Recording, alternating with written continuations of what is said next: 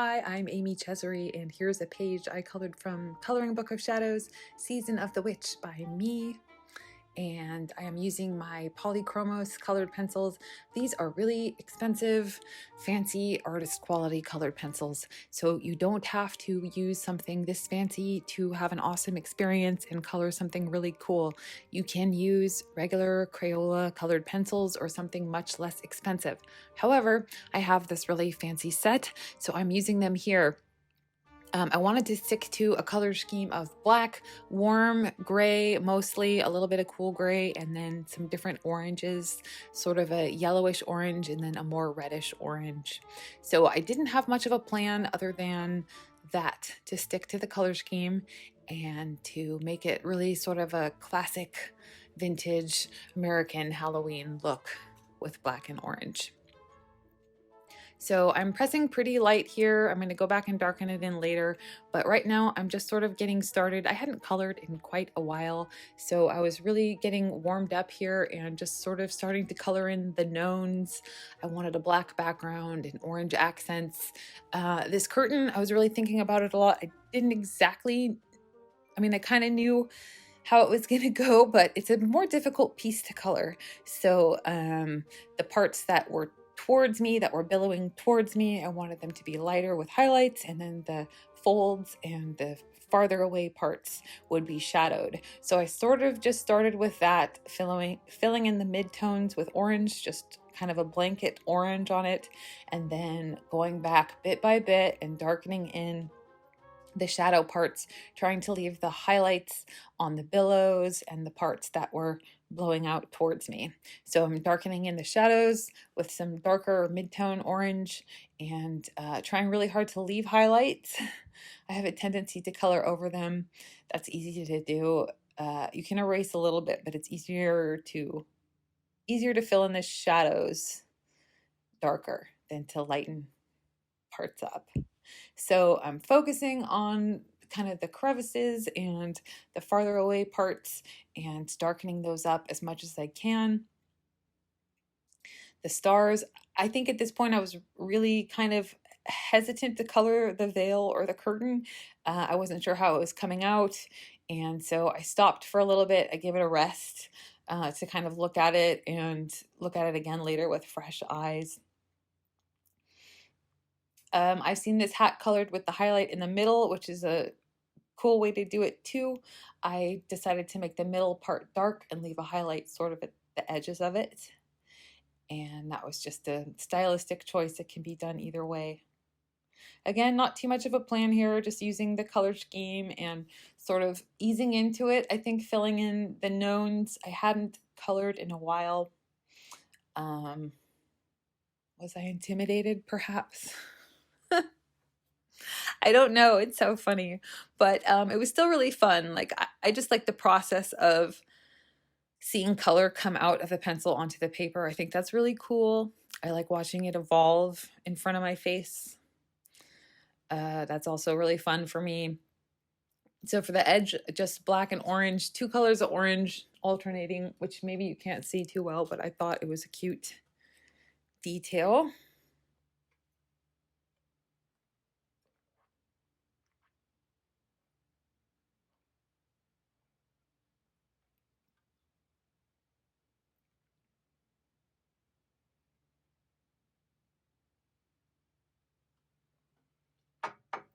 Just adding more dark parts around the hat. More shadows where I think I need the shadows. I don't think I had too much of a plan for the letters, maybe just kind of a gradient from light at the top to dark at the bottom. So I started filling that in there and just switching between dark and light. I switch around a lot depending on like what I need to see and what I'm seeing, what I'm thinking about on the page. So like here, I was thinking more about the curtain or the veil, and I decided to go back and see if I could darken it. I decided that the black needed to be darker, so I spent the time to go back and darken all of that in with the second layer of the black pencil. And anytime you want to get those really dark shades, it takes time. You just have to keep going over it, and slower is better. Sometimes it gets a little streaky if you try to put too much color down at once. And then I knew I wanted just like to kind of dirty up the background with sort of a brown to give it like an earthy feel without going too crazy around that circle. So I'm using one of the warm gray pencils just to darken around the edge of the circle. Back to the letters. You can see I have a piece of paper under my hand now. Obviously I'm left-handed, so my hand is like over the page more than a righty for some reason, I don't know. But even for righties, anytime when you have these pencils that blend a little bit better, they do smudge too with your hand. So when you have heavier colors, it's good to try to put a piece of paper under your hand. You can see the smudges on the blank page on the left, just because I wasn't being careful there, coloring with the dark pencils and letting my hand smudge. Okay, so what happened here was I stopped filming for a little bit. I went back in and I darkened everything up. You can see I really darkened the top half of the veil and the black all around it, and I sort of got the highlights and the shadows a little bit more set in there. For the pumpkins, I actually have a whole video on coloring pumpkins. Basically, I'm leaving the top lighter. The flame is my light source in my mind. So it's lighting up the top half of the pumpkin, and then the darker half is the bottom. So I'm using the darker pencils to really darken in those ridges and start adding the shape to it. And then it's really a balance of blending that in, blending in the midtones. Here I'm adding a little more of the midtone orange, making sure not to go over the highlights. For the flames, I like to color the tip of the flames the darkest and then the middle of it the lightest. Some people do it the other way, and that's totally fine too. But I'm just trying to keep the center light and then darken the tips with more of a reddish orange. And then here I really wanted to break the color scheme and use green for the leaves, but I kept it the warm gray, and it paid off to be a little bit different there because I like the way it turned out in the end. Just blackening in all the, is that a word? Darkening in all the black parts, which is really fun. I actually like that. I did it a little quicker there. I did it in maybe 1 or 2 layers.